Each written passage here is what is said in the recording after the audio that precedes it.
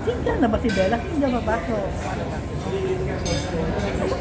Next question. Lipstick na. Yes, I am.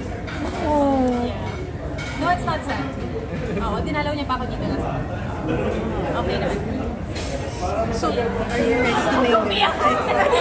Parang nakinayang ako. Parang nakinayang ako. Kasi ang tagal nyo na, di ba? Oh, Ilang years din nun. magpa-5 naman.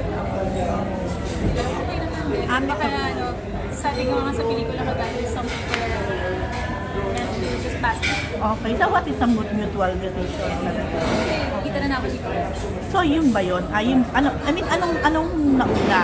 Yung titira ka dito na for good or yung because of what happened sa relationship? Kaya ka, you're for good na here? Hindi. Definitely one of the biggest factors is me moving back. Are you... You wanted ba na sana doon ka na lang? Or Hindi naman din kasi kami magkasama eh. Nasa London ako, nasa Switzerland ka. So parang nahirapan na din ako.